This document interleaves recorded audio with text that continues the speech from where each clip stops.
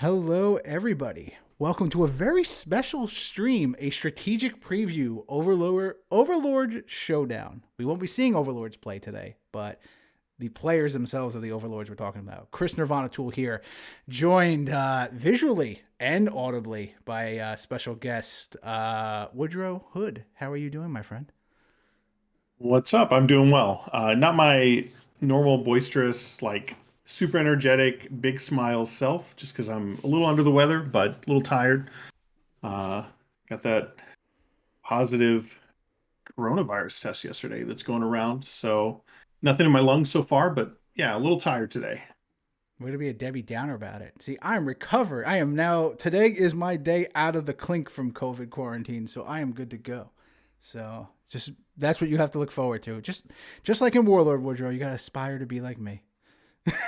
Funny. Yeah, no, good to hear. Glad you got through okay. And yeah, I don't want to be a Debbie Downer. We have coronavirus apparently, but we're not feeling like major symptoms other than fatigue. So as long as it's out of our lungs, we're happy. Exactly. Woodrow, comments in the chat. We already got a whole, first of all, hello everybody in chat. You guys are awesome. I just need to call out that Bobby in chat, Woodrow, says that you look like Bam Bam Bigelow. Is he talking about me? He's saying you, because I have a hat on right now. So I do not look like Bam Bam Bigelow. You just need some Nice. tattooed flames on your head and you're good to go. Yeah, that's an option. Yeah. But anyway, let's talk about what we're actually here to see. So, Wesley and Temperance, two players that you all may have been very familiar with. In the Player of the Year standings, they have finished fifth and sixth place. However, they're tied for points. So we don't know who's fifth and who's sixth because whoever wrote the Player of the Year rules did not make a tiebreaker. So the tiebreaker now is play a match and that will determine it. But why does it matter? Because we have next month the strategic Warlord event. And both of these players, as the fifth and sixth slots, will be Overlords. So they will be commanding a team and a faction. So it's going to be a matter of who picks their faction first, who picks a player. All that matters. So they are playing a best of three with Warlords. They each picked three individual decks. Sent me their order, so only I know this. Right now, we're gonna have Balam Nock versus Captain Alara. So they're busting out a little bit of the jank here, so I gotta appreciate that. But we're gonna see them battle for fifth place. So Woodrow, what are your thoughts on this match, and what are your thoughts on strategic? This match, yeah, this is just a fun way to break the tie. I mean, we could have gone back and looked at something and made something up, after the fact, but they both love to play. So they're like, yeah, let's just play for it. And it's not the end of the world, I don't think. I mean, I don't know what the last faction will be, but one of them will get stuck with it. And then they'll get, first pick from among the players because we'll go in reverse order for the player draft. So yeah, there's some stakes, but I think both of them just wanted to have some fun and, break up that tie. So Yeah, break up that tie and then bother me. It's like, hey, Vac, you haven't streamed anything in a week. You need to actually start doing that. yeah, isn't your Community. quarantine over? Get to work. Yeah, I know. I should have just been doing that. Surprisingly, I did way too much during quarantine. It was like, all right, cool. Well, now you're home. Now you can do this. And, oh, you're going to work every day, too. So you're still good to do that. That was fun. Yeah, that's the one downside of remote work, right? Exactly. They're like, okay, we don't care. You're sick. Hop on the phone, hop on the computer, do your job. Exactly. So we see some interesting aggression here from Captain Alara, who has played Favored Enemy, which anyone who's played Dungeons and Dragons, the card does exactly what the feat does in Warlord, or the class feature, I guess, in D&D for the Ranger class. Captain Alara is going to do a lot of range strikes, and she's going to do it from the second. Wes has responded by playing one of his favorite cards, anything that draws Cargnat Rag, into the first rank and trying to shoot out the Scarlet with Balam Nock's ability, and he misses. Wes likes to draw cards. Yes, he does. Ways of War. Ooh, we got a +7 range strike. If the strike is, let's see. Okay, it's just a +7 range strike because she's a ranger. Okay. Hmm. Yep, nothing fancy. +10, but yeah, it'll be interesting to see if Wes plays Back Alley Tavern or not because this is a really good You love to see Lear Militia when you have that. That is true. That is retrieval and draw because it's going to hand. Hmm. Um, so Temperance looks like he's taking his Scarlet shot at Gunda, and Yeah. so I think he did it. He rolled a 17 on marksmanship, and then got the additional wound and hits for 2. Yep.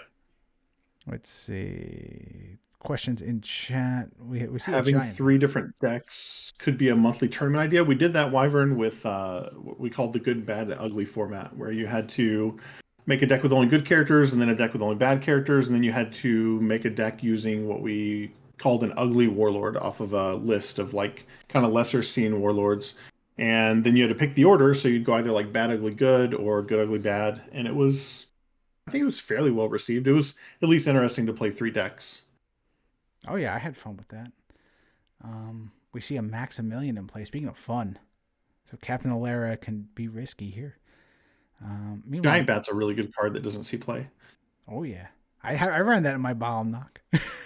Hmm. I went It's very good. chasing after somebody and into their army. It's like I will get you because it just says within any front rank. As long as you, Speaking of, here comes Balamnak. He can. Oh, did he instantly pitch it, or I assume he's going to move up and then stealth in. Why not? yeah, he's got one of those hands where it's like, well, there's only one way to go about it. Hmm. Plays the better version of Frost Talon, Ice Talon artwork. Plays the one that's good against dragons, just in case. Case Captain Valera's do that. And that's the thing. For this matchup, they didn't know who they were playing against. They knew it's like, all right, built 3 decks, and here's the order. So they sent it to me. So I can give you guys a little preview of what we have. So obviously, Captain Alara versus Balamnak is the first. Then Wes, let's see. Wes didn't send me the deck list though, so he's a dirty cheater. Temperance actually sent me his. But let's see. Where'd you go? Where'd you go? I had you. We have Lady of Pain as his second option, and then we have Stonefist Gargoyle. So that's who Wes is representing. Temperance, on the other hand, he has Caitlyn the Free as his second option. So we'll see Caitlyn versus Lady of Pain, and then OG Kestrel. Well, the original Lord Kestrel. So it would be Lord Kestrel versus Stonefist.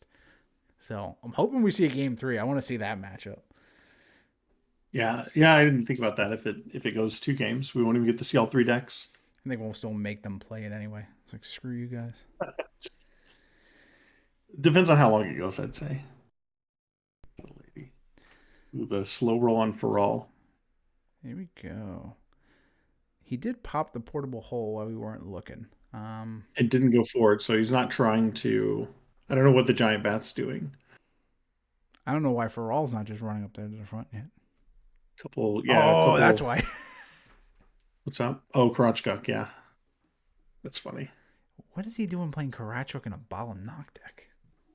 Wesley's other thing I've noticed his deck building trend. So one, he loves to draw cards, obviously, but his other deck building trend is he likes to make his decks have sort of pull in 2 different directions. So he'll try and have like multiple ways to win. So I guess one way is probably like slow marching level fives up and messing with their ranks with Karachkuk. But then his other way would be like, I guess, like sniping them is what he's doing. I don't know. It's like I want to have plan A, B, C, and D. It's 2 plans. He loves to do that. I've noticed. He runs Tree Walk. Yes. Yeah. Yeah. Well, yeah, with the double druid start, of course. Yeah. Oh, of course, yeah. Just I'm playing an aggressive sniper deck. I'm gonna run Tree Walk Karachuk. Yeah, that I'm glad that makes sense to you. It's working. This is very Wesley, and then I'll bet he has like Farglass and stuff, and Nodwick and stuff, and Unseen Arrow and Lazier Gem, and whatnot to reach out and touch as Chat's well. calling for is obliterate the next one, and that's the thing. You build your deck like, yeah, I want to draw this exact 5 cards, and then you just draw it every game. Like, okay, cool, it happens. That's funny. Has anybody ever seen Woodrow or Sly Fox in the same room? I don't know that we've been in the same room. Hopefully, maybe Gen Con, assuming things are That's, okay. But yeah, we'll we're see. getting a lot of interest from like Europe and South America and stuff on next year's Gen Con. So Ooh, there we go. That's gonna be a lot of drinking. That's 2 countries that know how to drink. I gotta like de-age myself like a decade so I can be able to withstand that culture. gonna be rough. All right, so Lear Okay, Militia doing its first Lear thing. Militia down. Whatever character he gets is entering play in rank 2 anyway. Stop QQing, Chris. I don't even know what that means. Rolo will be one of the yeah, he'll take challengers. Some of our livers still work just fine. There you go. As Rolo would say, him and his meta, they weren't Warlord players with a drinking problem. They were a drinking club with a Warlord problem. So That's right. It's he's on not another Order of level. the it's not Order of the Doom Liver. It or it is Order of the Doom Liver. It's not Order of the Dead Liver. So they're not quite dead yet. Oh man, going up to Connecticut for some Warlord tournaments is always a fun time. I remember we went up there for one tournament, and then we went out drinking to the brew house that was literally right across the highway. And then the store owner Tommy at the time just went to the guys like, "Hey, you gonna make us breakfast for tomorrow?" To the owners like, "Yeah, you bring the eggs, we'll make it happen." So the dude showed up, opened the place up, hours before it worked, just for the 20 Warlord players it was, cooked up eggs, bacon, and a whole bunch of booze for us. It was just like, okay, this is some kind of So hospitality. I like this. that's nice. Taking all challengers for a wine tasting. What's a tasting challenge like? What does that mean? I guess you have to guess what, age. Oh, the brand and the age and stuff. It's Okay. the spit bucket. You drank the spit bucket. So he's getting these Temperance is getting these Brother Dominies and stuff, but he can't play them currently. I guess once no, because once that Scarlet and Maximilian falls, he's in trouble. I think maybe could have done the Maximilian up. I don't know. I think he wants to save Max back there. But Yeah, he'll just let Scarlet die. He didn't even bother spending it forward. sure. That's fair, and that unlocks his second rank for him, which is what he needed to do. Martin Treek, that's spicy. Oh, man. Give everybody marksmanship in the back. Hmm. Give it to Captain Alair, who's already used her probably 2 range strikes this turn. There's a lot of action for a turn 1, I got to say. Yeah. So, I feel like luckily, no repeating crossbow this turn for Temperance, which is sad. That's probably his best card. yeah, you see all this stuff. Like, that's what he's looking for. Like, that's the bow of choice. Yeah, Uh, with favorite enemy in the deck, you got to be running it. yeah, and even if he doesn't have Hawk Hatchet, like even if he does have Hawk Hatchet, it's not going to help him right now with the giant bat.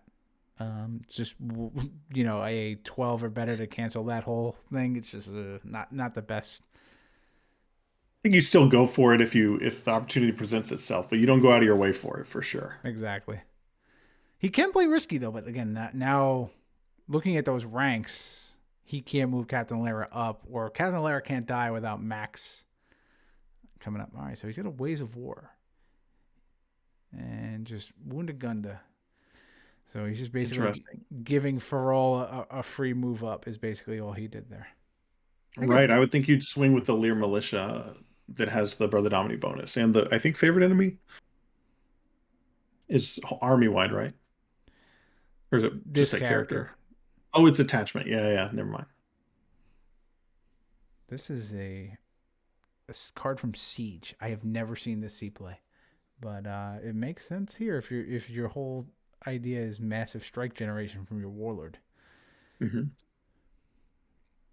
We haven't seen him play any lycanthropes and spend them forward though. Probably not much. Maybe Celaya Scar, who couldn't come into play on this board. All right, so now he's targeting Karachuk. I guess he doesn't want to just kill that. Well, that ain't gonna matter anyway. Taking a +4 instead of the +10. So now I gotta think like, what's Wes waiting for here? Is he just kind of like, I'm just gonna let Karachuk do its thing, and then he's a little worried, or because it's like, I oh, here we go. expected the portable hole and a giant bat forward, or just portable hole forward and then shoot with Frost Talon. Oh, it's 2 ranks. That's right. Okay. So he was good anyway. Yeah, it's exactly 2 ranks. Okay. So now he's Sweet. up So there, now and I you, just think he knows it's clear. There's nobody here, so now Maximilian, time to shine. if Wes hits both strikes, it's just a dead Alara, and then Max is sitting there very exposed. I can't imagine the deck is built around Max being a really backup like role player.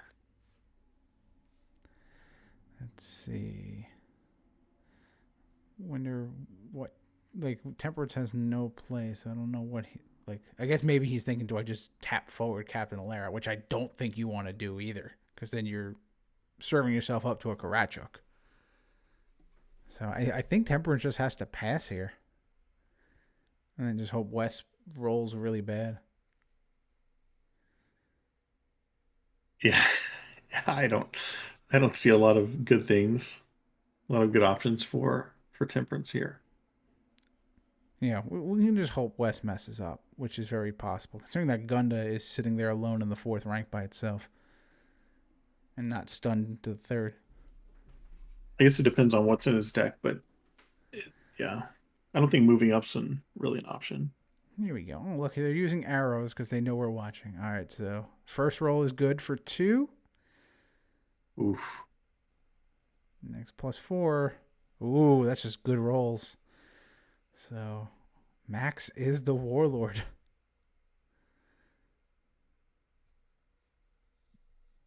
Let's see if Temperance is just going to be like, come on, you played Max. You got to at least play it out. There we go. Don't give up and be like, okay, cool, this is over. Yeah, you don't scoop when you max react. You always make them play it. Absolutely. That's a lot of cards off the table, though. Yeah, that's what we call in the business a 4 for 1. That's called card economy. It's very good. It's funny how different those concepts are in Warlord. If he played Tavon, would switch. Would it switch to him if Max dies? Yes. Yes. Yeah. Yes. He can't play it yet. He would need a third rank, so he'll need like a Celaya Scar or something. But after that, yep, Ooh, that he gun to shoot. could. There we go. I was gonna say, spend that gun to Wes. I'll DQ you if you cheat right now. He had a reconnaissance in his hand. Yeah, it's he likes to do that. Rogue jump into the opposing ranks and shoot at you. I mean, Tree Walk kind of supports that strategy as well, right? So I don't know. There's some intersectionality between Crotch Guck, Tree Walk Forward, and Tree Walk Snipe Your Warlord. Yep, we just saw Max die. Yep. And we see the Roberts come out and the Darians and a repeating crossbow there is right on time. That would have So been a that, he that would could have have been a good played any opening card in hand. his hand. Yeah, that would have been a good opener. He had no live cards. That's rough. Yikes! So game 1 goes to Wes. Yeah. Updating our little graphic here. Yeah, I know. Cool as dice off. That's right. Like, I think what was it, like a 16, a 19, a 17, a 19? Like, Jesus. Even Temperance, though, he rolled the 15. All right, so now we go to game 2. Woodrow, while they get set up, let's talk a little bit more about strategic. Anything that I know, like obviously we've been posting some information and doing a whole lot of like rules and stuff. Is there if you now is the chance because obviously the entire Warlord community comes to me because I'm a man of the people, I love serving these people. But for everybody who's watching, if you have a chance to just kind of, I guess, sales pitch them on strategic or like answer anything that you'd say is the most common question right now about like what's it going to be next month, what would you say to these folks? Sure. Yeah, we haven't been trying to like really disseminate too much information. We're just trying to build a little bit of hype because there will be a sort of a prerequisite number for us to kind of get off the ground, which we'll hit. I'm sure we'll hit it, but yeah, we just kind of wanted to make sure that we engaged a little bit more about and advertise this a little bit more because I think it'll be a fun spectator experience. We're going to try and make it that way, and it'll also be fun to play in. So we want to make sure we get as many players as possible. What is strategic going to be like? It's we tried to structure it. Let's see. So we tried to adapt what we know, which you can find in War Journal, Volume 1, Issue 4, um, which was like written by, I have it somewhere around here, but maybe not handy. Written by like Todd and Eric Yapel and some different people. And it was this kind of loose um, multiplayer area control role um, role based multiplayer warlord format. And from the way everybody's ever described it to me, it was kind of a mess. Some people really like it, and some people have had good experiences, but a lot of people are like, that was kind of a mess. And like, some people have kind of asked about doing it online, and we thought about it, we thought about it, we thought about it. And I think playing online actually solves a lot of issues. Obviously, you have to adapt it a bunch, but I think it solves a lot of issues that the real time version had, where you had like, I think you said you had an experience with it once where you were sitting around for 3 hours with nobody to play against. That's not great. I think we can, or kind of the conclusion we came to is that we can structure it in such a way that it kind of just feels like another one of our online events with just some more shenanigans going on. It'll still be that like kind of roughly 48-hour uh, window to schedule a match, and then you go and play. And the overlords are just going to kind of be hanging back, moving around the warlords, and all the warlords need to do is kind of show up and fight other warlords in either one-on-one combat or one-on-one or 2v1 or whatever, however it plays out in the map. But yeah, it's an area control. It's the same thing. It's an area control multiplayer warlord format with roles. Interesting. Yeah. I gotta say, like the way you've adapted it, again, when it first gets announced, I'm kind of like, how you say, like my experience with it in person was, it's a mess. It's awful. Like, why the hell are we doing this? But then You're there's not the only other, person who said that. I know, but then there's also other people who are like, oh my God, it was my favorite event ever. And then it's kind of like, we played two very different events. But, so that's why it's like, this could be really great. I do like the idea of, just team faction. Like, just I love that idea, and just being able to be one of the overlords. Like, I'm gonna have a whole lot of fun with it, and that'll be like my ultimate goal. And that's kind of how I look at that role. There is, I'm just here to make sure anyone who I draft to my team is gonna have fun. So Yeah, I think all the overlords, including our players right here, I think they're all going to be the same mindset. As you can see, we have like a weird surge deck and a Lady of Pain Ancients deck. So we're all about fun here. And I think that'll be the ultimate goal. that's funny. Yeah, plays Dusted, goes and finds Dusted Dust to go and get Kabir to get that sweet, sweet Spirit Wing charge level on the Surge. But yeah, Bobby said my attention span couldn't handle strategic, and yeah, that's kind of what I've heard is that people are like, just took forever. But I think that's where having our established uh, event structure comes in, and like, it's going to feel, in terms of pacing, in terms of how much Warlord you're playing and how much you're preparing and stuff, it's going to feel a lot like our previous events. Maybe a little bit more pressure on the preparation, because we're really only going to have like a week where your faction, and then you're going to get to pick your warlords and talk to your team about like who's playing what, and you will have to build two decks. But yeah, I think it's doable. That's kind of a shorter window, but we don't want to push the event like too far back. I build all my So decks like the day before anyway, so I do anyway. Yeah. Yep. Same. I'll be well prepared to help out anybody for sure. Yeah. Strategic. Let the bodies hit the floor. That's right. There we go. Thanks for the subs, Ant Primus. Really appreciate it, bud. This is your Nice. eighth month. I like it. Oh, what's happening to Lady of Pain? What's going on here? Caber had fallen forward and took a shot at that second rank, killed that second canal. So now, how she And has, that's through a fascinate? Wow. oh yeah, how she has two wounds on. Yeah, I looked away. Or is that just -2? I think she discarded Fascinate to give opposing characters within rank -2. That's what I'm guessing. Oh, okay. That makes a lot more sense. Lady of Pain, Yeah, or not discard Lady of Pain, but yeah. Fascinate, add counter -2. Yeah, he should really clone that because it looks like two wounds. Right. My mind just like got it. So Lost Bride, Lady of Pain. Okay, so yeah, Lady of Pain, she really got hit by that mere magic ban. Unfortunately, she was like collateral damage.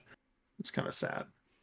Yeah, she was a great 4E warlord. From the beginning of 4E to the very end, she was a very solid warlord. It's Um, Don's favorite, and interestingly, Tefroth is his other favorite. And I'm trying to figure out a common theme there. he just loves Lynn Hunter. I forgot what it was what got him into Tefroth. I know I've heard the story before. April Um, Lee, yeah. yeah, April Lee is awesome. Have had the the privilege to meet her at certain cons. I think she came to a Jersey con once, if I'm not mistaken, but we've seen her at Gen Con mostly. I know Rogue Panda Art, who's in the chat. I think you got Aegis, I think, or sketch of Aegis from her. I think that was April Lee, right? Or no, that's a different one. That's a different Lee. Never mind. I'm forgetting. I am mixing up stories. There are so many good artists. That's the problem. This is No, Stephanie Pumanli, or I'm sure I butchered her last name, but yeah, Stephanie. yeah. No, I'm thinking of a different person. But April Lee is still cool. Yeah, Law. That's who it was. My bad.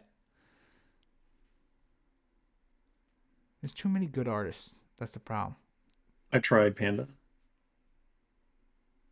I could have sworn we have something from April Lee too. I know we've met her for sure. Um, somebody Who's has we?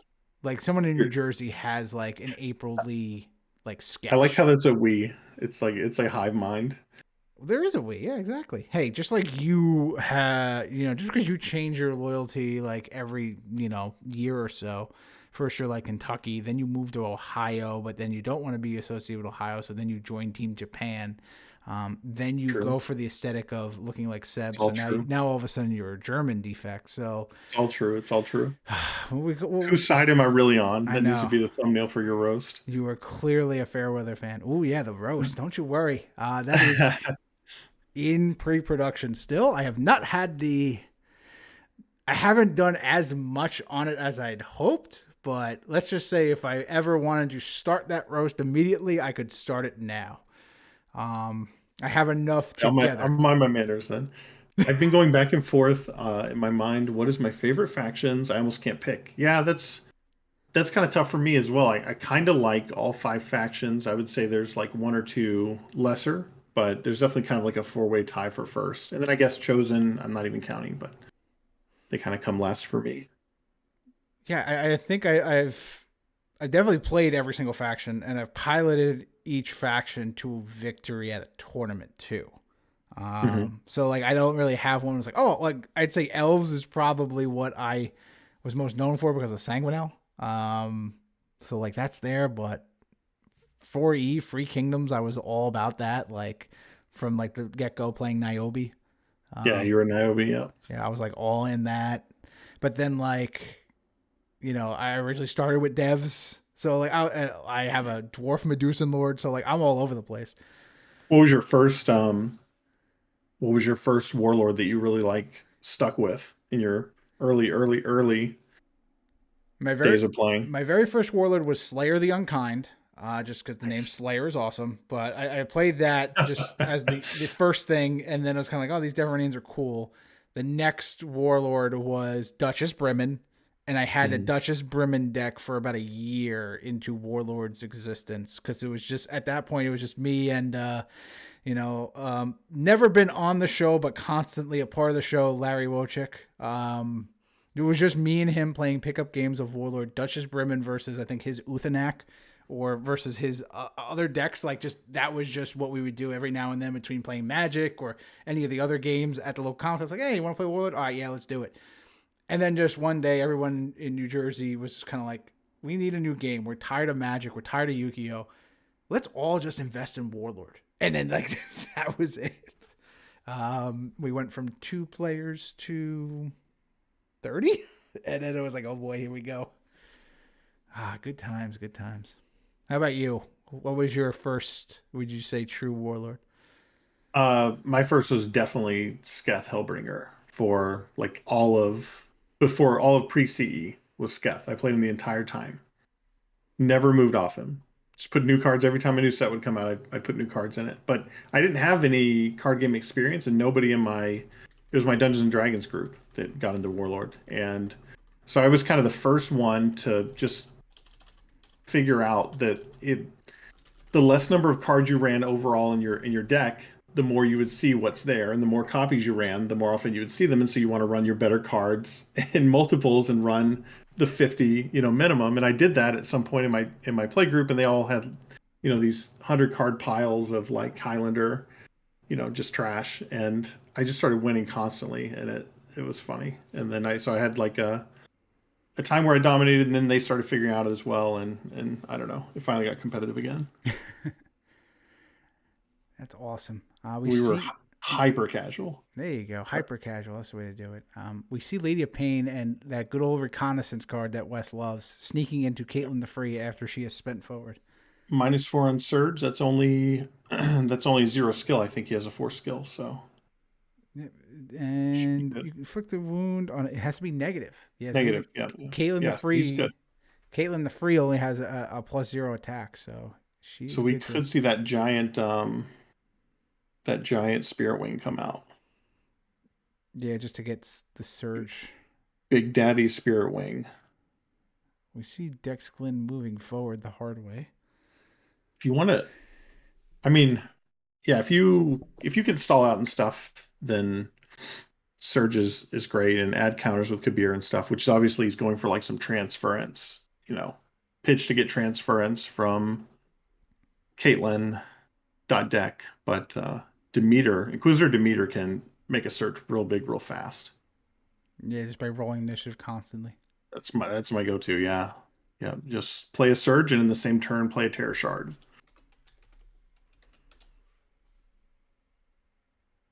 How did you get your dwarf? How did you end up with a dwarf?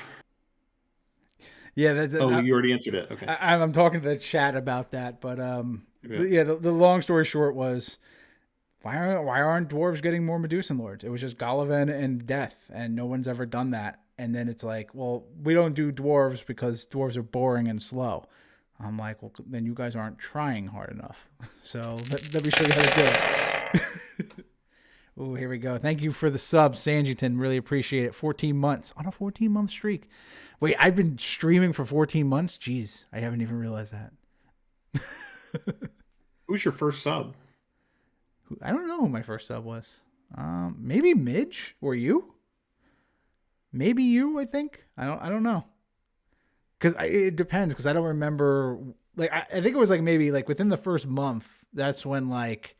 It was John Woe at the early thing. Yeah, John Woe was there. Good old Johnny Woe, Jersey local. Oh yeah, his says first. Yeah, he's a founder. 9-month subscriber. Good old John Woe. Foundling. He was there for the early days of Warlord, playing Adarami. And then let's see, the one that buffs spells. He also played a Nothrog mage that he doesn't remember, which I'm pretty sure is just Tauth. John Army was rough in those early years. Yeah, Tauth with Gruck and flame arrows. Here comes that was pre-errated Gruck or pre MRP Gruck, where it's just like, here we go. Let's see, what was that? 2+8s first action. Yeah, that was broken. So, but yeah, shout out to John Woe. Thank you, buddy. He also then went and played a Darmy. Like, yeah, no, Darmy, no one knows that card. Where's the so in the Discord, I go to the strategic Discord, and it's nothing but like fishing for questions, which fine. But I thought we'd have some questions in the chat during the stream, but we're getting nothing. Anybody have any questions? Anybody have any like small questions about strategic? I'm not gonna like go over the entire like points layout or something, but any like logistics, just stuff that's popped into your head, like I wonder how they do this, or I wonder how we'll run this. Chat, he opened up the window. Give it to him. Yeah, take him up on his offer. So we do see that spirit wing that you were saying, but he does have not much going on in terms of attack bonus because of the spirit wing. He's a threat to a cow. There we go, Jawadski with the question there, Woodrow. Yeah, but the okay. So how will a 2v1 battle work in strategic?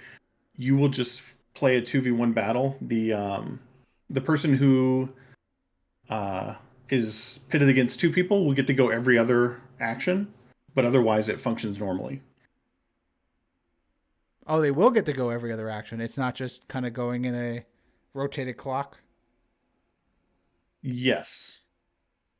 The for like 1v1v1, it'll be a rotated clock, but it'll be all based on initiative rolls and not clockwise or counterclockwise. I don't know if you've pulled up a multiplayer game yet in Untap, but it actually doesn't show everybody the same like table layout. So the person who you think is on your left might not appear on the left of you to like your opponents. So that one will be different because we'll just have to go down the line based on everybody making initiative rolls.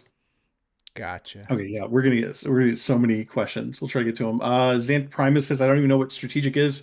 Strategic, basically, there's going to be a big map, and on the map there's going to be warlords, like little icons of warlords, and there's going to be little icons of like power ups and items and stuff that you can go and those warlords can go and grab. And then there's going to be these kind of bigger tokens, which are overlords, and the overlords are going to represent these 6 players who did the best in the 2021 online circuit. So they're the top of the leaderboard. The people who sign up from that, which is what Temperance and Wes are playing to do, to figure out which one's ahead in the draft. Those people will be issuing movement orders to the little warlord tokens on the map. So they're going to move them and go and like try and pick up those items or go and like try and fight other warlords. And then when 2 warlords bump up against each other, and at the end of the movement phase, if they're next to each other or on top of each other, they're going to have to go fight. And if there's 2 of them, it's 1-on-1. But if there's 3 of them, it could be multiplayer. It's going to be multiplayer. And if there's 4 of them, you could have like a 4-way brawl. And so it's basically like an area control, kind of like you're a Risk or something game where the overlords are moving pieces around. And then the majority of players that sign up will be a warlord, and they'll be playing out those battles. Then you get a Will whole bunch. anyone want to play dwarves? Yes. Somebody will want to play dwarves. Who Flame answered arrows that one? busted. Yes. Forget you, Jared. Yes. Surprise ambush mechanics. There will be some mechanics there's different phases in the turn, and there will be a post movement phase for some abilities that trigger or happen after movement. So there'll be some abilities and some things and like some power ups that you can get off the map that will let your overlord say, okay, I've seen the movement phase, and now I want to adjust what I did a little bit. How does Reg Gym work? Banned. Didn't think about it, but banned. I'm just kidding. I don't know. Reg Gen, I don't know. I'm sure there's some precedent from multiplayer rules for how Reg Gen works, but I haven't thought about it. We'll have to fact it. Yeah, you got to think about that one. Do you still run across the entire hall? If you want to get like the true experience, you could run laps, like go outside and run laps around your house. Since you Oh, can't tell who's left. Oh, I see what you mean. Yeah, yeah. Ooh. Yeah, she does say left, doesn't she? He or she. Um, it. with an SH at the beginning. Yeah, that's a good call.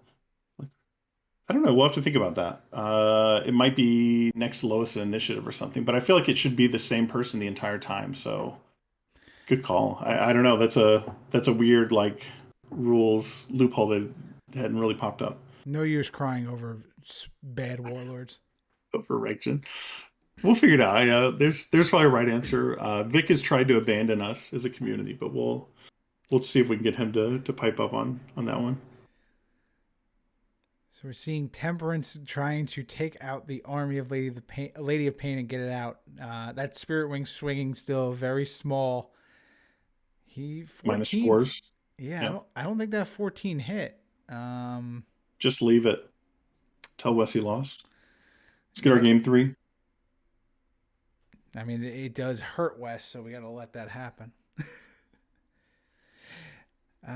Is there a solution for a no contest due to not being able to schedule? And that's a good question with multiplayer Yeah, that games. yeah, that is a good question. So we recognize that even in like our normal games that are just our normal events that are 1-on-1, sometimes there are um, issues of like schedule and stuff. And we're kind of lucky in this way that 3 of our Central Europe players are overlords. So that's kind of nice. But it'll still happen, right? You know, your taco fish is like 13-hour difference for a lot of us, and he's probably going to play. And some others are still, Central Europe and West Coast and East Coast, and some people just have conflicting schedules even on the same time zone. So what we're going to do is twice per event, you will be able to sub in and play play a battle for one of your teammates using their warlord and using their deck list. So you can just like, hey, my days tomorrow is awful. Like my next 48 hours or whatever is awful. Can somebody please sub in for me? And then, one of your teammates pipes up and says, hey, yeah, I got it. I'm free tomorrow. I'll play your match. Send me your warlord, send me your deck list, and then they play for you. So you can do that twice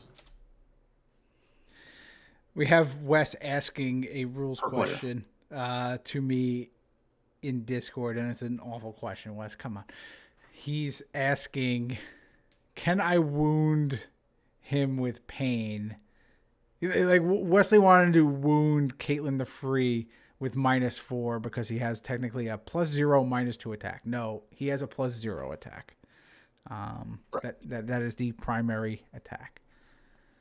Right. So you need to lose another card there, Wes, which there you go. Now he can. Yeah, so Zamprimus with the scheduling question. Yeah, so there'll be, you know, in theory, and this isn't going to happen because I think everybody who signs up genuinely wants to play, but in theory, I mean, you could technically, it's going to be the game's going to last 8 rounds. So in theory, there's enough, kind of like substitute options there that somebody could actually just never play a match, or never play a game, but that probably won't happen.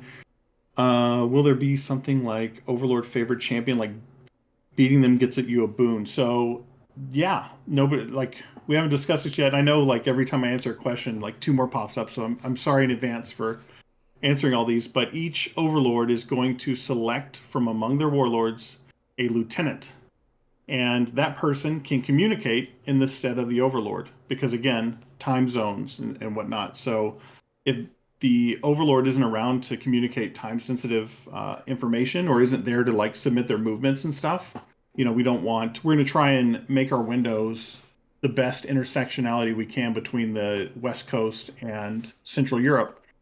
But, stuff happens and people have different schedules. And so Overlords will be able to nominate a lieutenant. And as a bonus for being the lieutenant, they get to start with that faction's banner, level 7 classless banner in play, attached to their warlord, equipped to their warlord. And you don't get anything special for beating them. But yeah, you do give them a little bonus, and that puts a little strategy behind it too. Now I'm thinking, like, who do I make? Who do I make my lieutenant? Basically, like, who do I want to give an in-game bonus to? So who do you want to give an in-game bonus to, and then you can have them pick their warlords based around, having that. Yeah, and then when you choose the starting areas, you might choose a starting area based on that as well. That'll inform some things, but that player will also just get to basically act as the Overlord in the Overlord stead if they're not available. we see Linux on 4 charges. Yeah, we see a Lennox come into play the hard way. Good old Caitlyn the Free don't matter about discarding cards. No Gallows Fiend, no movement. West goes fast as the wind to get out of range strike range of that Lennox. Got another fast. Okay, so across the entire hall at midnight at Gen Con. Yeah. I feel like so many Gen Con stories involve midnight. Will there be something like Overlord favorite champion? Yep. Solution, no contest, not being able to schedule. Yep. When do we know about what faction we are? There will be a draft where each of the Overlords, first round of the draft, we will go in schoolyard pick order, starting from the player of the year, Marco, Karura, or Kararu. I don't know how he writes his name. Marco Wellman. Marco Wellman. Mr. Marco will be picking his faction first. Then Florian will be picking his faction from the remaining ones. Then yours truly is third. Then fourth is Seb.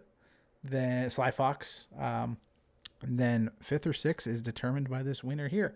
And then from there, whoever picks their faction last gets first pick at any of the available players, and we'd go schoolyard pick. All right, I want this person on my team. I want then reverse order all the way down, and we keep going until we have full rosters.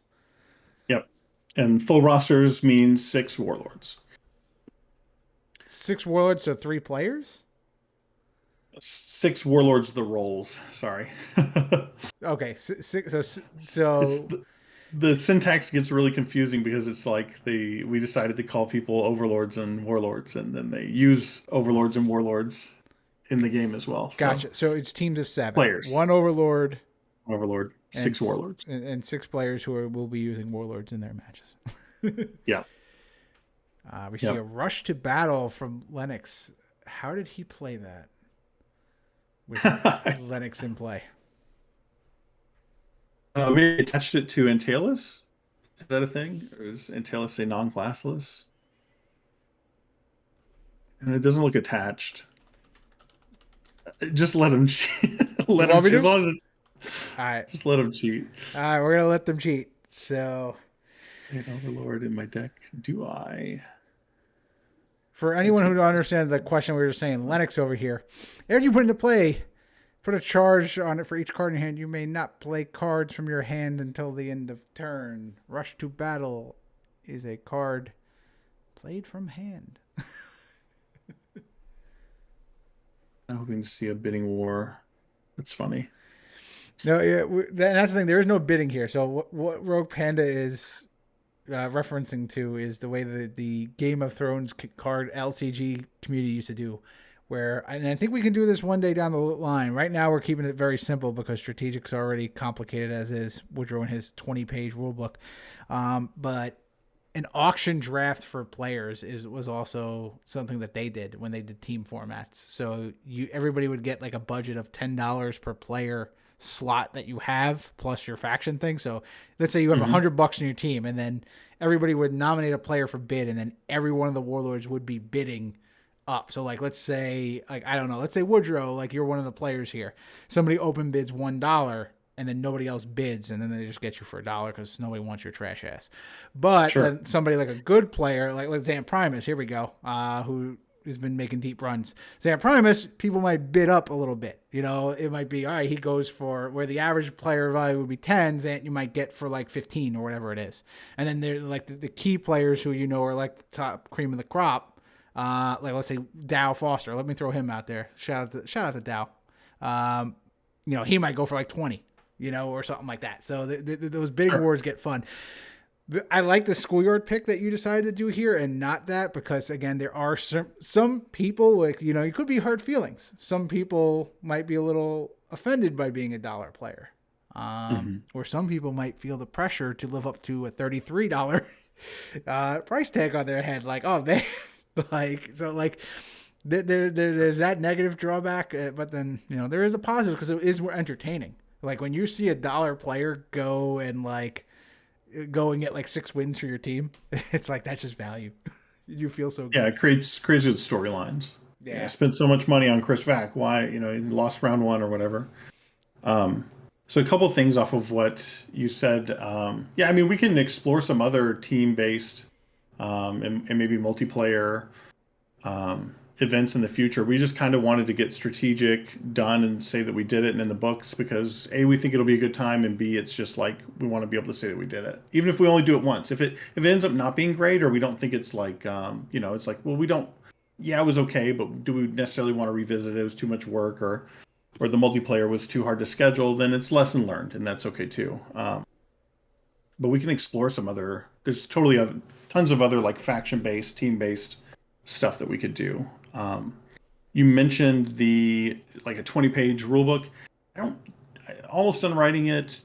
It's just like taking points and then expanding them and making them like, you know, putting legalese on them. Yeah, you're gonna lower the font for it to be like 8 pages instead. I got yeah, just be like, Chris, you exaggerate so much. No, it's gonna be big. But the thing about, you know, kind of a joking post went up today on Facebook about, you know, oh, this is so simple, but look at how complicated it is. The thing about the rules for strategic is it's all going to operate in the background. But in a game, if you want the mechanics and you want the rules to matter, you have to commit the character count to to put the rules in place. And I know at least some people in our online community care about having that like rule of that thing to look at and point to, and having a rule book. Otherwise, it's kind of more like a game of Dungeons and Dragons where like the admins are just the DMs and they just say whatever they want to happen. So we thought it would be important to put the rules out there, but please don't be overwhelmed. You don't need to know all that. If you sign up, if you're a warlord, all you got to do is when somebody tells you to go fight some other warlords, show up and kick their ass. That's your job. You don't have to know anything else that's going on, really. So You while can if you want. If you want to go down that rabbit hole and learn everything, that's fine. so while I will echo what you said, like don't worry about it. Like that is totally cool. But what I will say is like at the same time, everybody who's watching, like go look at those rules, and if you notice anything that seems off, definitely call it out. Like shoot Woodrow a message. I want you to fill his inbox.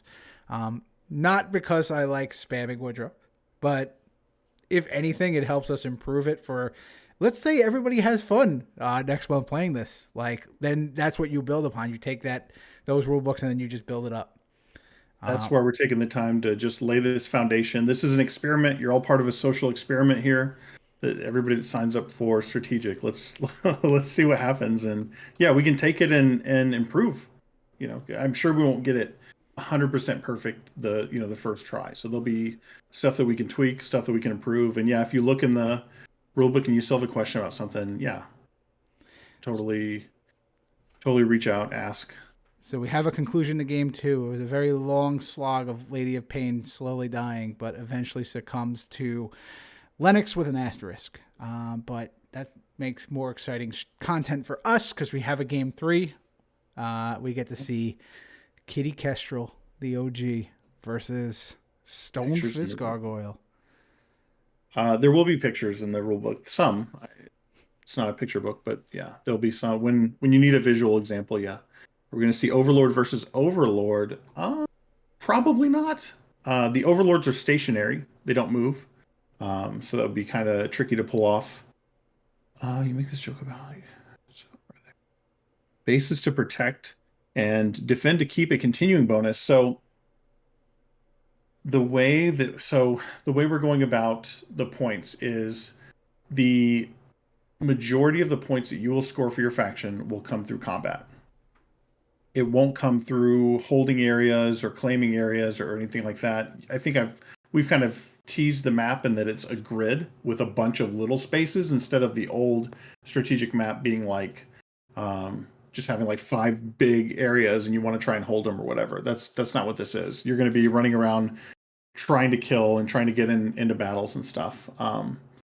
At the end of the game, there will be some spaces that you'll get like a holding bonus for if you're the last person standing there, if you're the last warlord standing there. But throughout the game, it's more going to be about like little power ups and like point piles that are out on the map, and going and picking up items that either start in play attached to your warlord, or mercenary that starts in play, or abilities for your overlord to use, and then each of those will have a point bonus attached to them, and then you'll probably end up in some fights over those things along the way. And then halfway through the game, we will do a replenish phase, where we put more stuff out on the map for everybody to fight over. Are there bases? Yeah. So that's the bases. You may want to. It could be a good idea to defend your overlord, because if you maybe leave one warlord to hang back and defend them, I guess that could be considered a base. I mean, the overlords can fight for themselves, but if they get into a 2v1 scenario, it could get a little dicey for them. Do we choose where we move or no? The overlords choose for you, but you guys will have little team sections of the Discord that nobody else can see, and you can talk it out. I mean, you can tell your overlord, hey, send me over here, I want to do this, and they can say, hey, I don't want to do that. You can explain why you think it's a good idea. They can explain why they're not going to listen to you, or whatever. But yeah, within reason, the overlords move you. Shout out to Joanski for the gifted sub, giving it over to Celtic. So thank you guys. Really appreciate the support. Nice. I get half of all the proceeds from this, right? Something like that. I get my $1.50. What we see here is Kestrel at its finest, though. Gave Alistair the Attentive +5 skill. And the power. Cercerine Myrdeth gave a +1 level for performing actions, and then a Hand Yep. of Power coming That's up. DC that's the 15 good for stuff. 2 wounds against all these 0 skill gargoyles. Oh no, the level 2's got 3 skill, so. Yeah, but he has Sejongarde's mace, so this could be a 3-hour game. Ooh, there we go. The Shadow Stone passed, and so does the Flame Stone. So, but you're still killing the Serpent Scales is pretty good. Wheeling and dealing. So unlike the original strategic rules, we're not going to like incentivize or put some type of. We're not going to put anything in our rule book about hey, try to bribe people or. And there's no messengers, obviously. But I mean, we're not in people's DMs. We don't know what's happening. Yeah. So My of course, we're going alliances to are have already the Wall of secure. Swords art Don't you behind worry. him. I do like Wall of Swords. Have a Sagrita deck that's all about dueling saber and just a for fun deck, but I always keep it around. It's all about like readying dueling saber with your wizards, and you'll have like Wall of Swords and stuff. Those effects where if they attack you, they have to take some damage. And yeah, I mean Malcolm is just a beast. His paintings, it doesn't look very big, but it's like 3 feet by 3 feet. Be fun to me. It's a revival for fallen warlords. Death. So this is a bombshell. So if you're not sitting down, you may want to take a seat. Death is permanent and strategic. Your warlord dies. That warlord is done. But each player has 2 warlords, so you'll get to have another one redeployed. And there are some like resurrection abilities baked into some of the overlords and also out and around the map. So keep an eye out for those phoenix feathers. We see Shadowstone Gargoyle jumping into the ranks. I wonder if we're going to see a Zin Secrets right here. That would be an action-packed turn 1 if that's the case. There's no way. Oh wait, no, he's not +1 level for equipping items. Yeah, I'm thinking the Zod. that would be funny though. Wait, I got something. How does that work?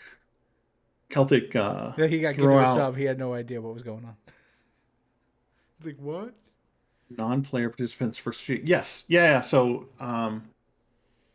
the so we were talking about the draft and talking about schoolyard style. Obviously, if we have the exact number of signups, it's perfect, right? If everybody has a team, everything's good. But what if we have too much? Then we've kind of cut it off at 36 warlords and 6 overlords, so 42 people. So what happens if other people sign up? There will be a sort of hidden agenda for the people that don't get picked, and they will absolutely be a part of the strategic event, and they will be very active participants. But that's not in the rule book, and that's not public information, so I can't go too far into detail on that. But sign up, even if you see there's like 60 people signed up or whatever, still sign up. It'll be okay, and yeah. And Chris is kind of making like a what the heck face. But no, It'll be a good time. I'm making it what the heck at the game, not at this, Oh, because okay, yeah. I Cool think gargoyle. West just stealth Shadowstone Gargoyle into the army without spending it from second rank. Because it took a This is swing why at the brother. this is why people hide their games because they're just like so sloppy. You're now subscribed to my channel. Enjoy. Messengers is a relic of pre-iPhone society. That's right. We just have Discords now, so I mean, we can just get all this, info real time while sitting down in the toilet.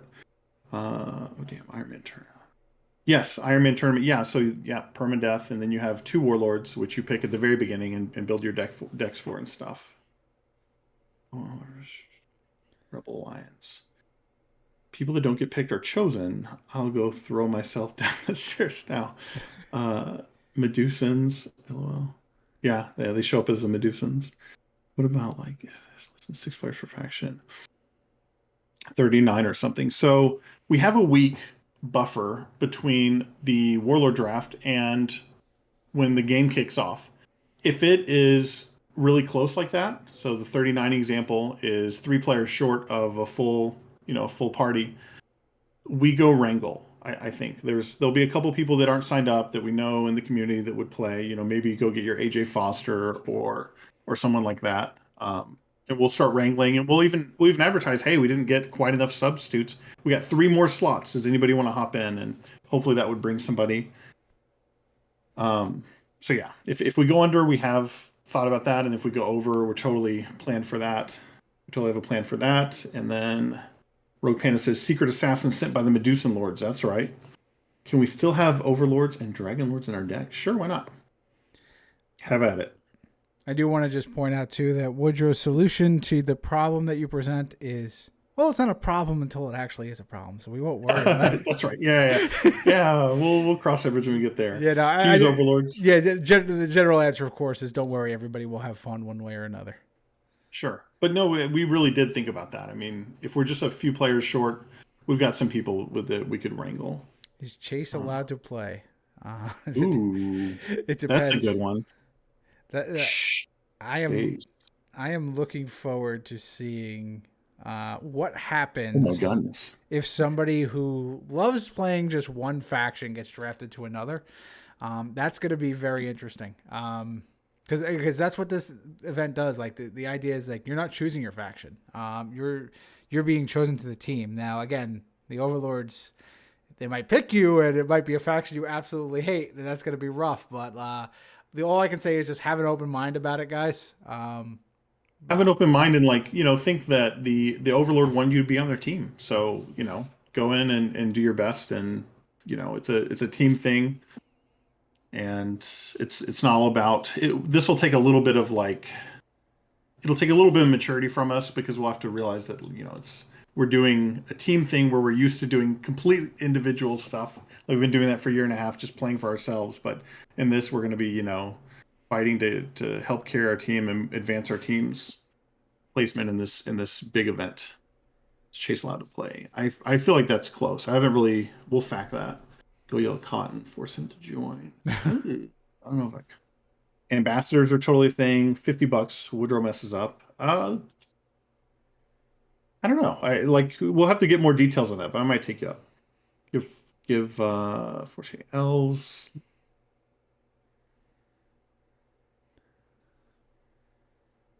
Yeah, I mean we're gonna have we've said this a million times. Everybody knows already, but when you sign up for this event, you're not submitting deck lists at first. You're just telling us what's your favorite faction, what's your second favorite faction, what's your least favorite faction, and then the Overlords will have access to that information, and then they can, they'll know.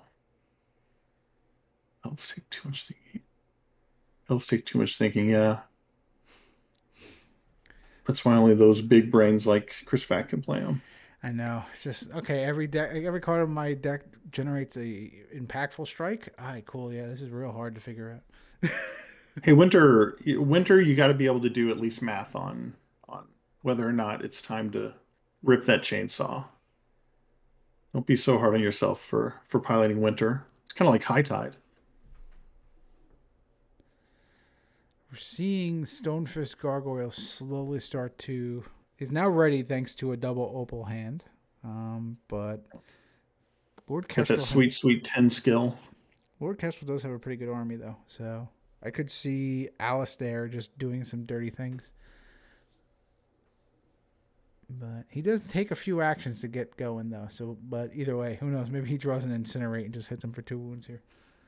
The Hand of Might was brutal. I mean, Stonefist, that's, a lot of times that's how you play against him, is you just try and take out the supporting army, and just DC 15 on that whole army is so good.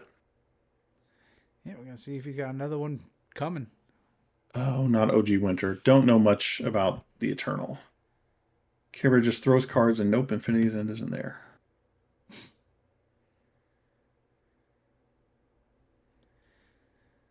So yeah, it'll be interesting, guys. It will be interesting.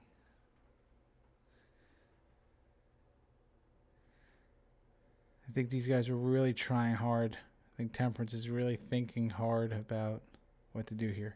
I keep every time they pause, I keep looking into my Discord channel, being like, is somebody asking a question or not? But no, I think they're just taking their time. Now they're starting to care. I feel like this was a complete kind of meme the first 2 games, but now I think they both care a little bit. You can kind of tell their Now they pace of play, right? now they realize that wait a minute, I might have to play Deverinians or dwarves. Yeah. Well, I mean, who knows? We don't know what the Overlords are going to do. We've got them in a group DM kind of chatting a little bit, and then we've got a special place for them in the Discord that we'll get them to here pretty soon. But yeah, it's I don't know what faction. What do you guys think in chat? What faction is going to be last? What do you think is going to be the unpicked faction that just gets assigned? So it'd be 6 factions, no chosen. And first is chosen. Throw it out. Yeah, no, it's not an option. Dwarf, Merc. Yeah, Merc is one where it's like you really think about it. It's like okay, but everybody can play mercenaries.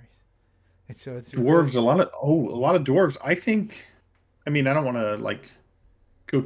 I guess it doesn't matter to me. These are just thoughts from a madman who has COVID. But dwarves are pretty good in multiplayer, long drawn out scenarios. So devs and dwarves are underdogs. Multiplayer, yeah, yeah. we see an MLG from Lord Kestrel cleaning up some of these. Oh my god, that cold gargoyle pass a Medusan Lord's Gambit check? Yes, it did. Oh, it was only DC 14. Keeping the Nilrim dream alive. What's happening with 7 cards and? There's 2 Opal gargoyles. Oh yeah, It should does be hard to it figure out. does look very cheaterific at first, but Wow, Sanjington with the very ambitious freaks call out. yeah, where everybody's gonna fall with factions, it's gonna be interesting. Mainly because we look at the number 1 pick, Marco Wellman. Right. I don't know what faction he likes. The man likes It, rogues. He he doesn't. likes he likes clerics as well, and he specifically likes dev clerics, and Dima's a dev cleric, so I could see him going either elves or Devrinians. So far, I'm trying to think. You mentioned it earlier what the draft order was. It was Yeah. Then Karura, then Florian, then me. you. Yep. Yep. Then Seb, and then either Temperance or Bodak. So Seb wants Nothrog, probably no matter what, and he'll probably get it, depending on if it gets past you or not. Florian will probably take elves, but back takes dwarves. Ooh, Dave I can see back. Juanski's just throwing out some hot takes right here. But those are good takes, I think. Wow, so that if The in guy that with the scenario you Dwarven have three Medusan Lord's gonna take dwarves? Come on now. That'd be too predictable. I got yeah, plans, don't you worry. Florian might take Free Kingdoms as well. He knows the power of the freaks. Yeah, Florian is all like that's also a wild card. Like Marco and him, like that's why so with me kind of just trying to anticipate what faction I don't think I can with those two. Florian will pick whatever is best at number 2. That's what I know. I think you'll be thinking ahead to the players a little bit as well, and just yeah, I don't know. You've probably thought this out a lot already. Flonzi's a sweaty tryhard. I have thought it out, but I of course will not Yeah, tip any don't share. hands whatsoever. But all I know is that Not fishing. I Not don't think fishing. there's any faction I would be disappointed playing. And Yeah. my plan is very similar no matter where I go. I can be very clear. Like I plan on picking a faction, and whatever faction I get, I will fill it with players who understand that faction and who want to play that faction. So That's a good call. fill out your surveys accurately, please. Yeah, I would say Florian's got a good mind for the game, and he will. Yeah, he'll have his own thoughts, his own approach, but I feel like he'll be pretty fluid, like you said, a wild card. Be brave and first pick dwarves. It'll be Marco first picking, and he's played some dwarves, and there's some dwarves that he likes, but I don't.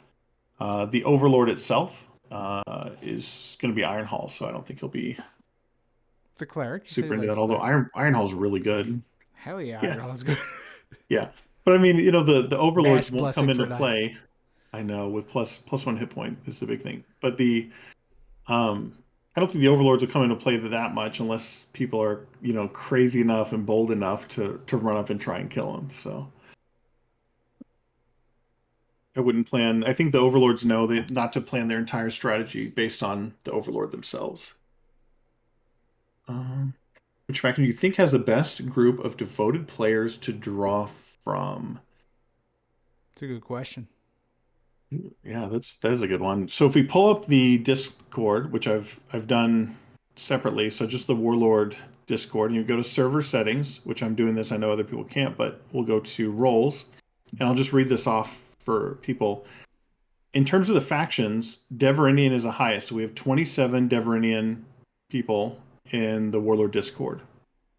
Right behind that is Elves with 26, so basically tied.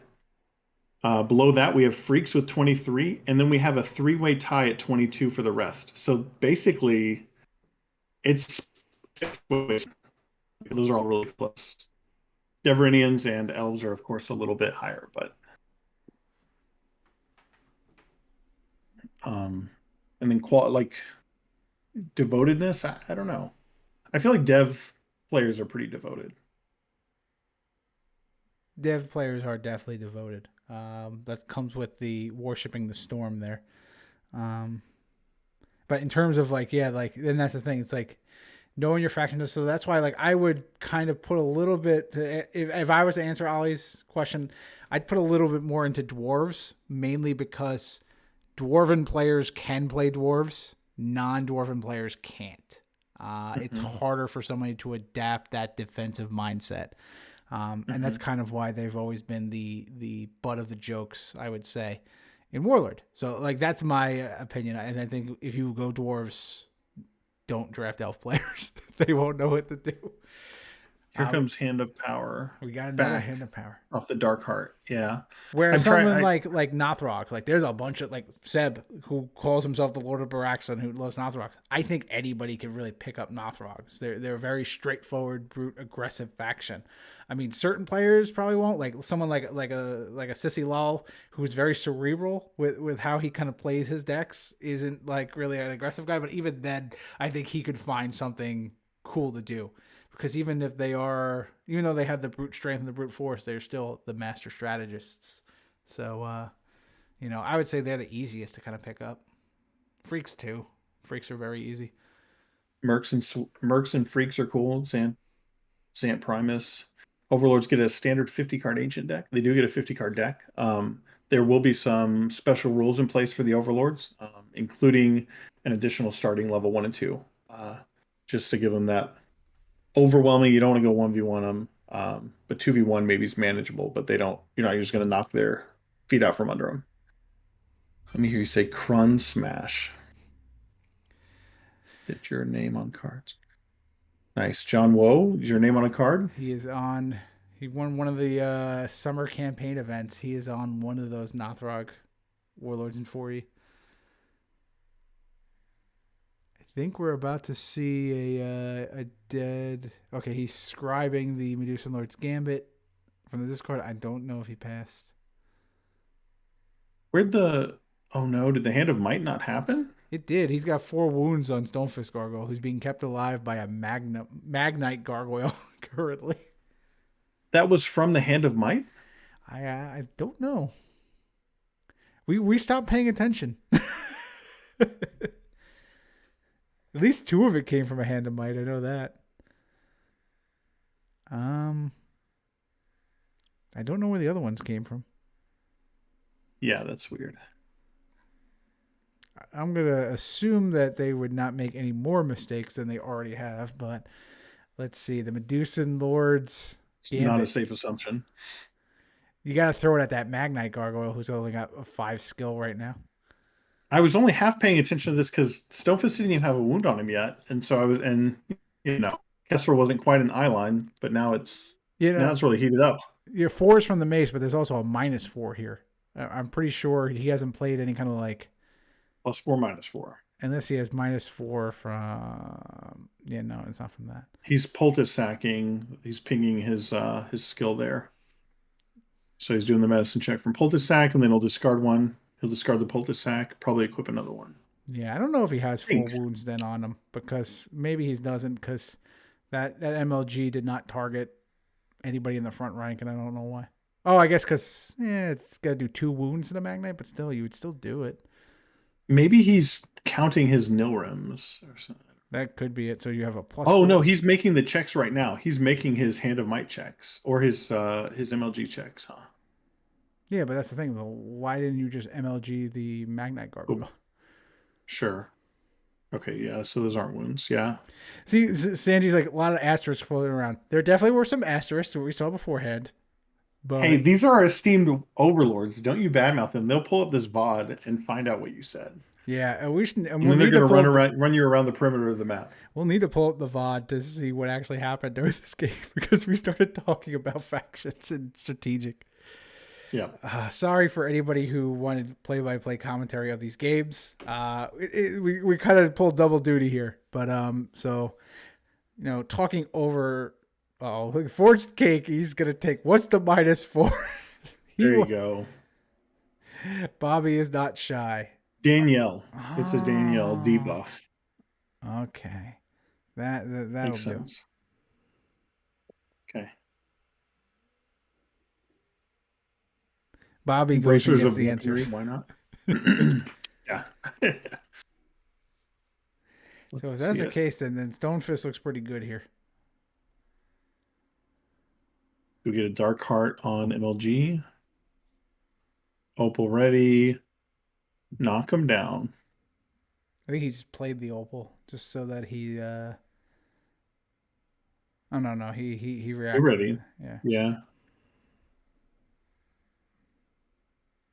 It's So rough. where did that MLG? Oh, I guess he. Okay, got it. We don't see a counter for Power Tech yet, so this could be it. Yeah, we'll see. Assume that was Power Tech, so that's +8. Or no, Bobby's because he has a bonus himself. Yeah, so he's Bobby's good on like Power Tech. just fucking sitting there. Didn't know COVID made you lazy. COVID. The side effect of Right. COVID is definitely being lazy. I can Yeah. confirm.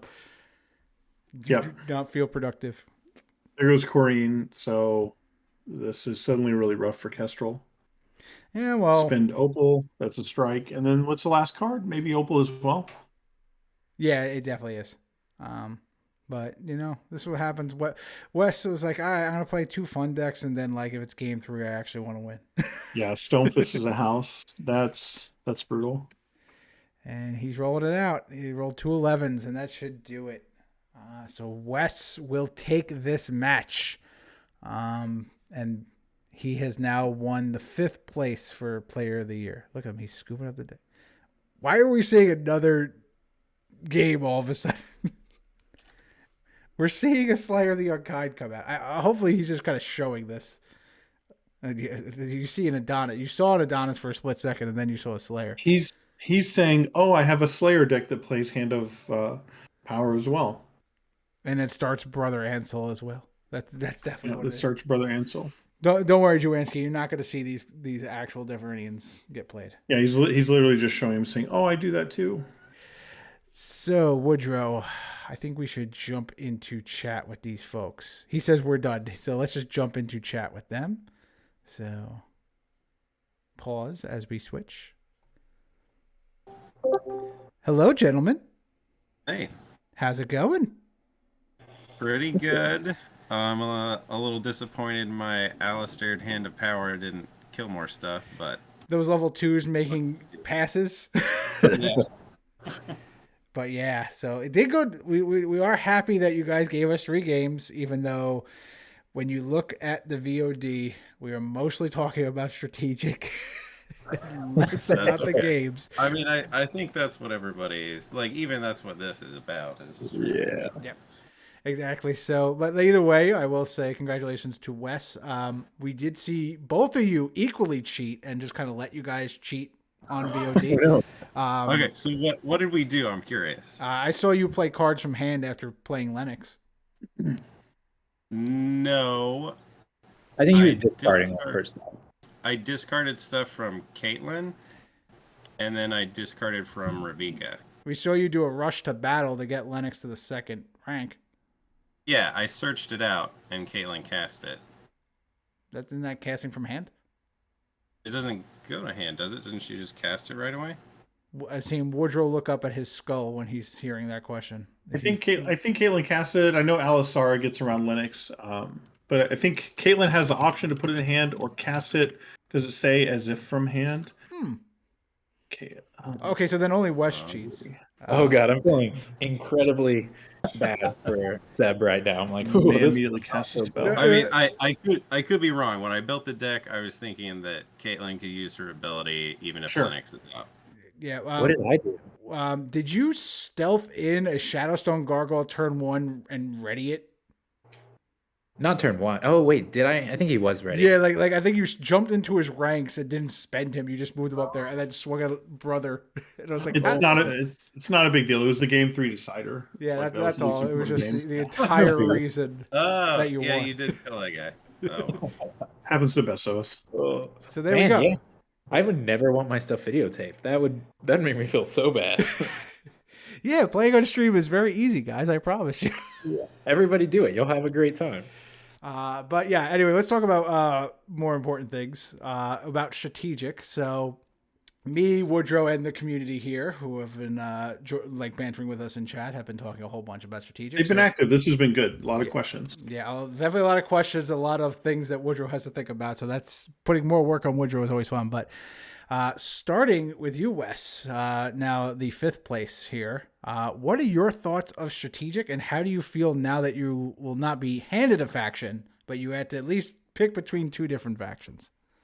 Oof. I don't get first pick though. Temperance gets first pick in players, which might be equally important.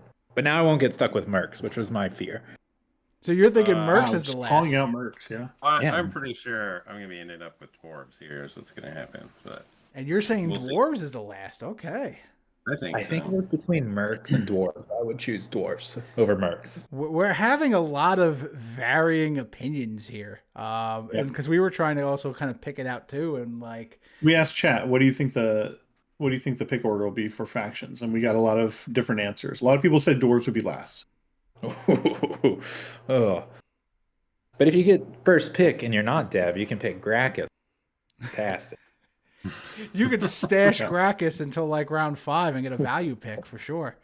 Get Just an to make sure expert on it doesn't- Deveridians in the 5th round of drafting. Come on, that's just all value. Well, so yeah, Carrera's going first. Mm-hmm. And we don't So know what he'll take. I don't like a lot of people would pick elves, but I don't think he likes elves, so I don't know. I feel like Florian will 100% pick elves if no one else has by round 2 or pick 2. Find out after if they hear this, if they see this video. I don't see them in chat. It's understandably 4 a.m. for them, but if they happen to go back and watch this VOD, maybe they'll go hipster on us and be like, yeah, I'll show them. They'll never figure it out. I'm picking Mercs.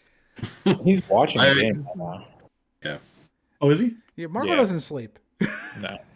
But he doesn't that's have a fair. Twitch account. I know that. He definitely doesn't watch my streams. He never wants me to stream our matches. So unless he He's is a rogue, listening he and might- he's like, Vac, I'll get you. There you go. He's going to be very confused and very sleepy at this point. Yeah, Marco likes rogues. He also likes Deverian. But he hates elves. Claire. Yeah. I don't know. I feel like Florian likes mercenaries too. So Yep. It'll be interesting. I think it'll be hard to predict. Where do you two guys think I'm going with pick 3? That's what I want to hear because I love me. Let's talk about me. Ooh. My prediction is first, like Marco will go freaks. Then that will leave Flonzi, Florian, Elf, either Dwarf or Nothrog. yeah, I think you're gonna pick Nothrog because I don't think they'll get taken, and then they'll be third. You do love Rowland though, but you don't get to play, so you'll Yeah. just go straight up for who can build the best stuff, which would be Nothrog. Seb is very Marco happy does to know hear the you power say- of freaks. That would be interesting if you snap those up.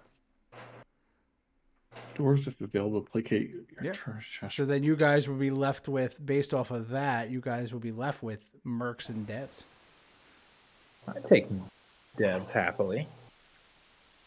No, I'm fine. I'm happy with mercenaries. I dwarves are not my thing, and I can't play Free Kingdoms to save my life. So, Well, which I mean, you guys are going to be just defending yourselves if somebody Yeah. decides to come and step up. So it won't matter. You know, it's not like you guys are going to be necessarily running out and playing the matches, but the but you'll be involved in deck building and stuff, and like helping your team and leading them. So I guess it makes sense that you'd want a faction that you're familiar with or are comfortable with and like. But if you get dwarf, you can get Bobby and Dow, and you got the Mighty Ducks Smash Brothers right there. Oh man, Yeah. that's a whole lot of degeneracy on one team. Right. I'm just gonna pick for degeneracy and nothing else. Like, oh. Make leader join the Mike leader. Make him join the dwarves. Yeah. Oh, I'm gonna have Bobby be my my number 2 that has to go to negotiations if I can't make it. That's a man who loves chaos right there. Yeah.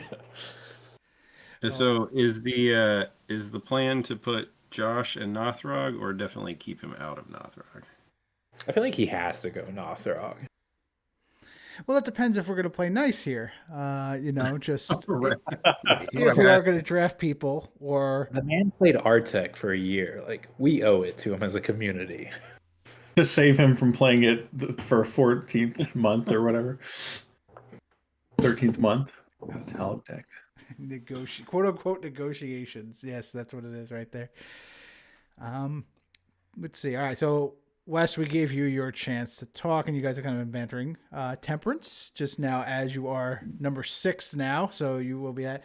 Just general thoughts of strategic, other than just, obviously we're doing the pick order, but anything else on your mind about strategic? Are you excited? Are you like, God damn it, I don't want to do this? What are your thoughts? No. I'm excited. I have not done it before, so we'll see how that goes.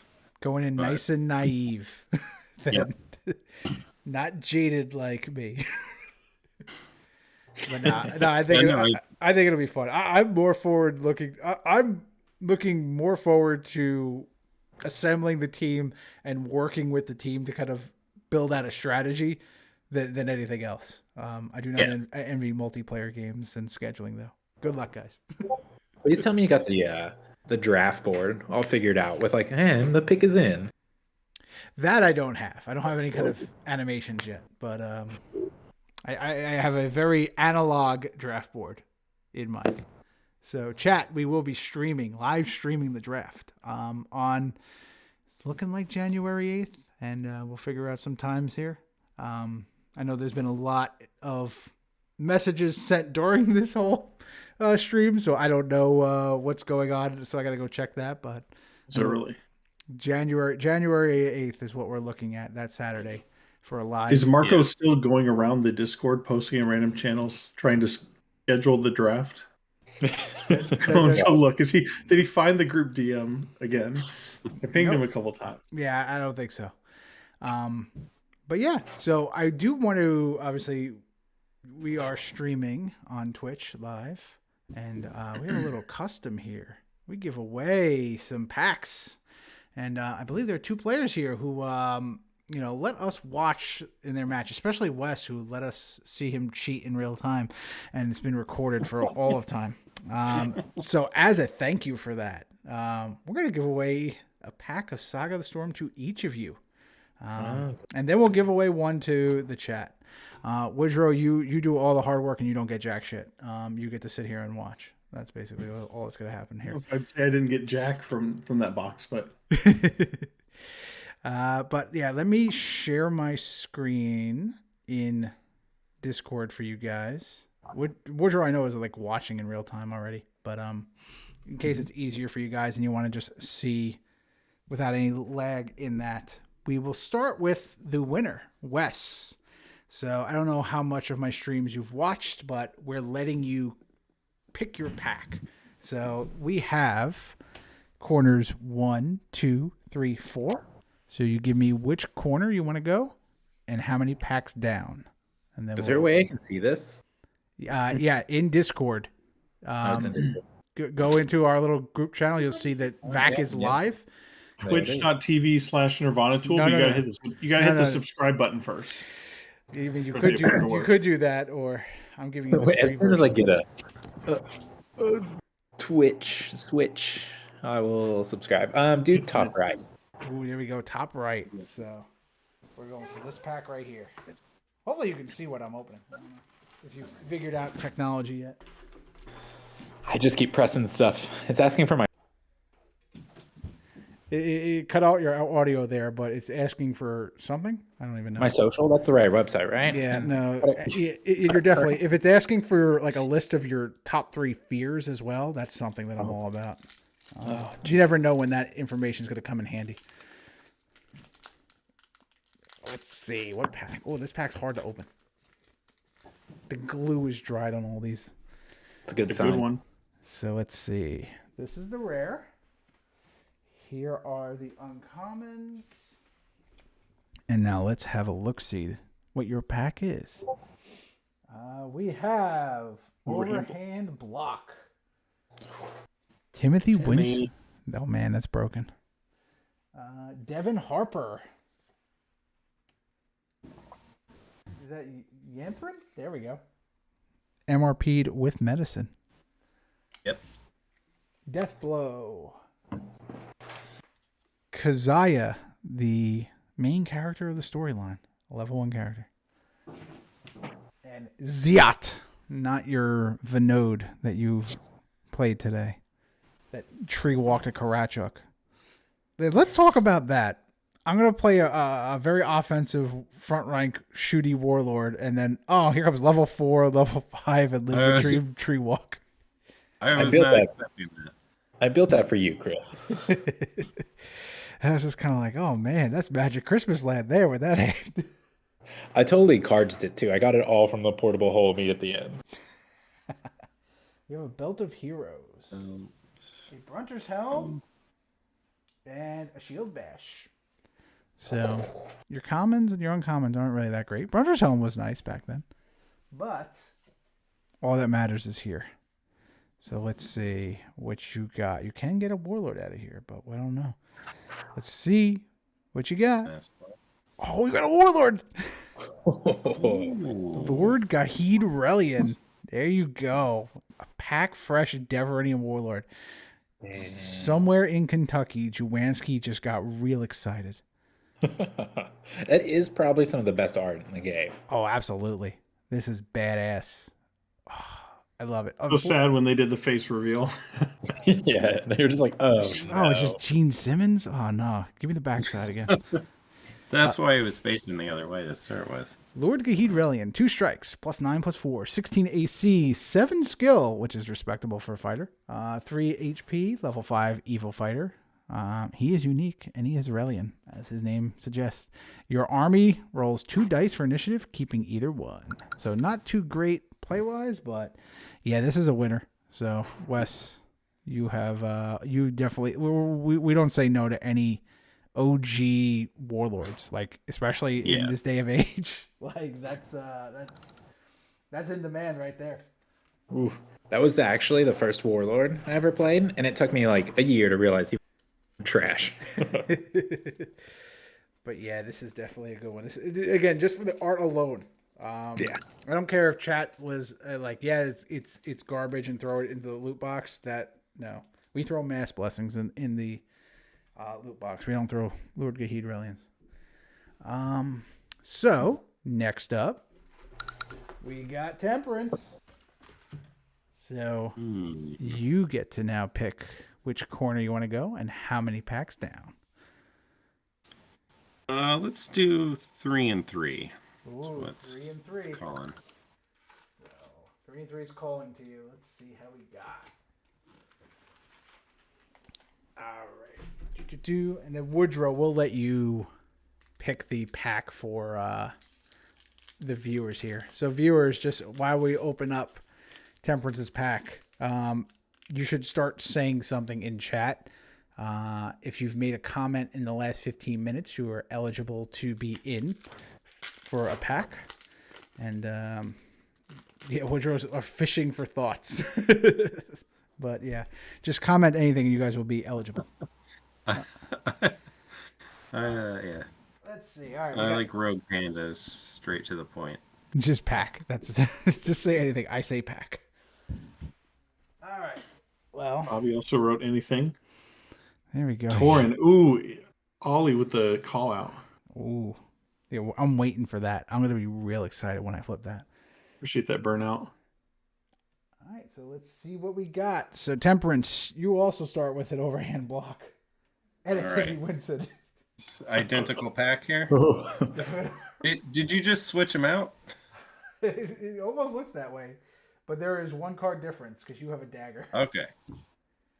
And that's been the most fascinating thing about like this giveaway we've been doing where we're opening up these packs and like seeing them come out one by one. I'm noticing the algorithm of how they just packaged all the cards, and like it's always different. Like for Tooth and Claw, it was you either got all characters or you got all actions and items. It was very weird. And here it's like you see stretches of each of the similar cards, but then there's like one off, and it's just like, how did that even happen?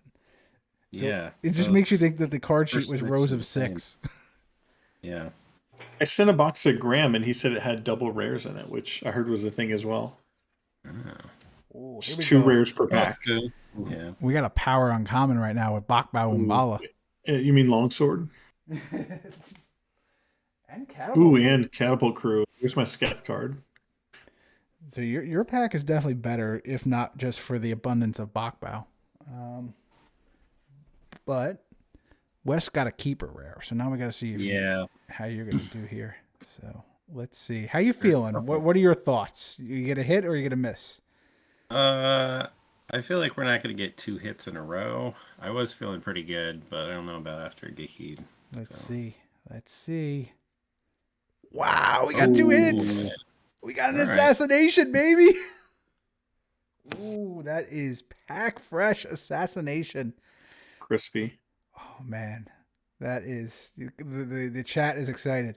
Chat is real excited because you know what? We can't go for a hat trick, right? We can't have three wins right now. Well, the Overlords are just getting richer and richer. So what's going on in that artwork? Because they shot that guy like 6 times. And then the one dude's just standing over him with daggers, like, yeah. He's like, got him. Like, I think the arrows got him, buddy. Ladies and gentlemen, we got him. Ooh. Oh, I'm trying to get it to be not so blurry. But, you're fine. Yeah. That's the realistic picture of Woodrow and I working together. Like, he shoots people a bunch of times. Like, I come in there, I'm like, did it. He looks very confused, kind of like, oh, what the hell? I did all that sneaking for nothing. Again, a realistic depiction of Woodrow and I working together. Assassination, level 5 rogue action. React. Play before this rogue makes a melee strike roll targeting a spent opponent. The strike roll is automatically a natural 20 and inflicts an additional wound. I just love the old templating wording. But that plus Bakbao, that is also money. So, Temperance, you have won an assassination, one of the chase rares. So, good on you both. Look at you guys go. So, even though you are the last 2 to pick for strategic, it comes with a certain bit of luck for sure. No pressure, chat, but we have a hard act to follow. Yes, you do, chat.